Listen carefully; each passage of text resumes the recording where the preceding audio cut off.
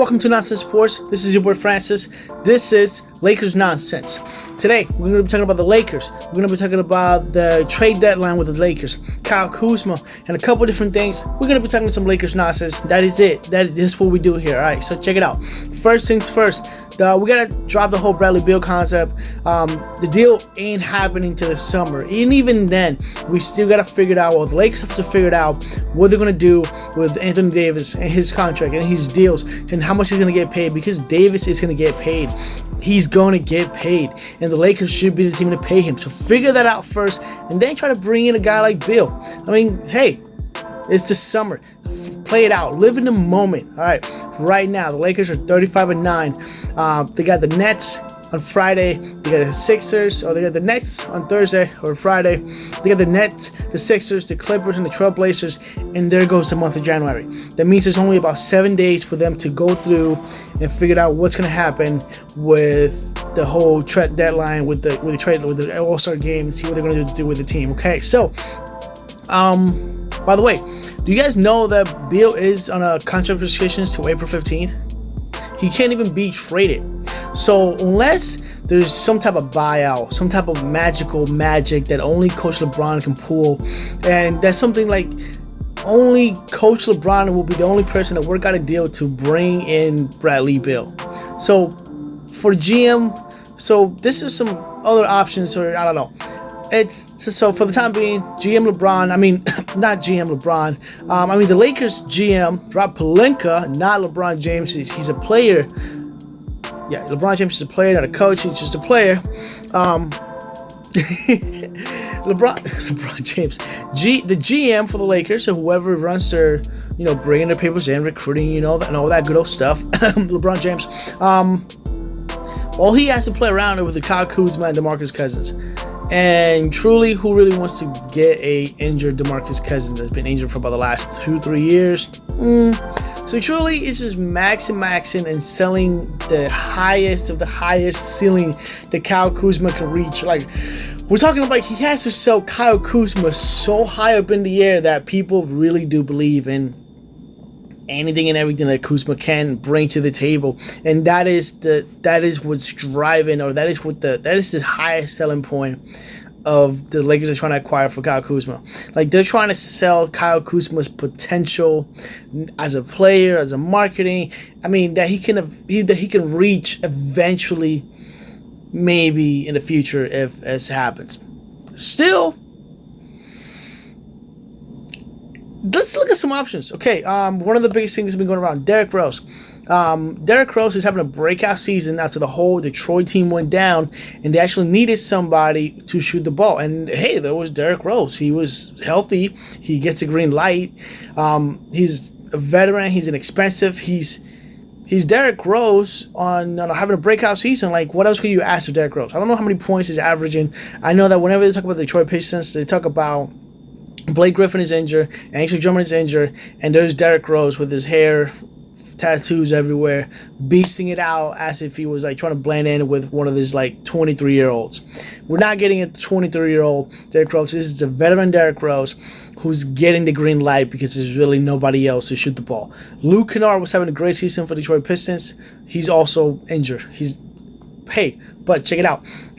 Derrick Rose, he's a veteran, so he knows he's not nervous about the postseason. He's not nervous about going into every night. He doesn't have to worry about anything else. He's inexpensive. Like, he's not going to ask you for $30 million, and also he can really score anybody on any night as long as he has the green light. Now, still playing around LeBron may be an issue. They have some type of history of, I don't know. It'll be weird to. I don't think it may not be weird, but at the same time, it didn't seem to match to mix very well back then. We'll have to worry about it. Also, how are his catch and shoot numbers? Because LeBron James is going to drive, kick it out to a shooter, and that shooter has to make the ball. He doesn't have to like pump, fake, and dribble or make the play into it. The Lakers need shooters. Now, also, how much is Derrick Rose? How comfortable is he going to be knowing that he doesn't have the green light like he did playing with Detroit? If he does go over to the Lakers, like, that is a factor for players. It's like, hey, you're not able to do. He'll be more of restrictions. He'll be more restricted. Like, he won't have the green light. How's he gonna feel about that? And yeah, one of the good thing is that you won't. I mean, it's a kind of a thing, but you have to acknowledge that you're trading away a young Kuzma for a Rose that may not be in the long term plan. I mean, yeah, you don't have to pay Rose, but you still have to deal with his decline. I kind of like the deal for it. Rose is an upgrade over Rondo and some of the playmakers that the Lakers do have.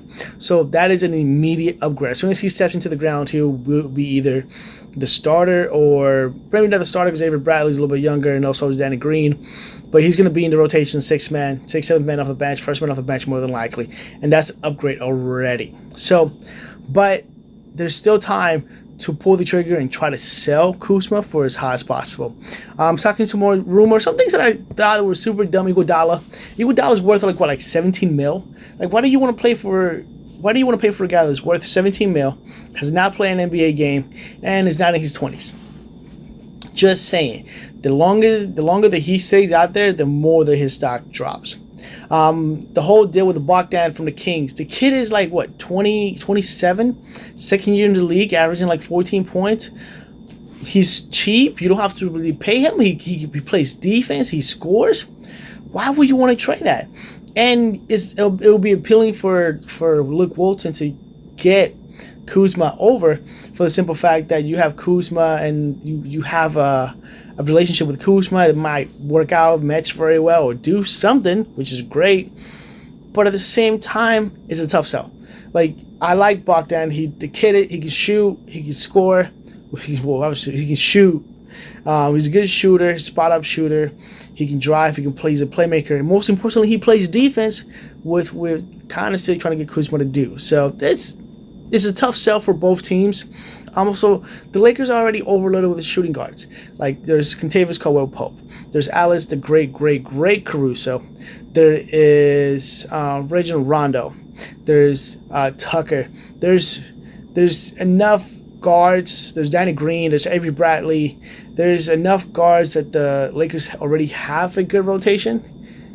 Bogdan will be in there taking those guys' minutes away, which is nothing wrong with that. I mean, obviously, they need to upgrade because they're looking for trades. Bogdan, it's just a tough sell for me. If there's one team that the Lakers should look to and calling them right now is the Knicks. Is really the best shot they have, the best place for quality players that are looking to win. And honestly, for the Knicks, all of their players are on the table.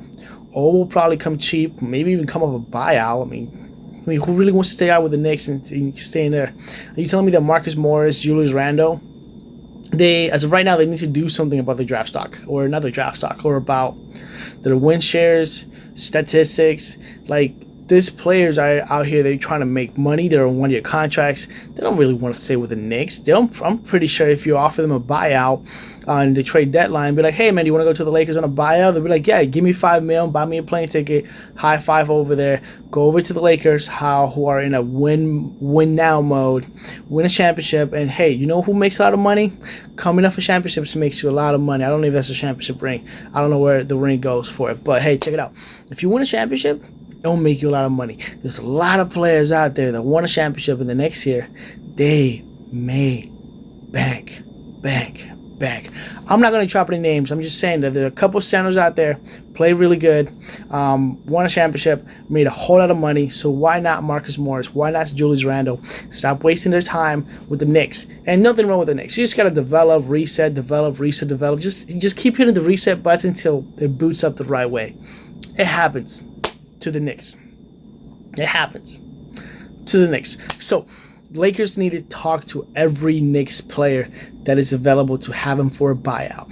If the Lakers can bring in Marcus Morris, Julius Randle, both guys that can start and also come off the bench, and then wouldn't have to give up Kyle Kuzma. Yeah, they may have to wave out DeMarcus Cousins or one of their rookies, but hey, check it. Lakers are win now. It's championships win now. Also, make the same argument towards JJ Redick.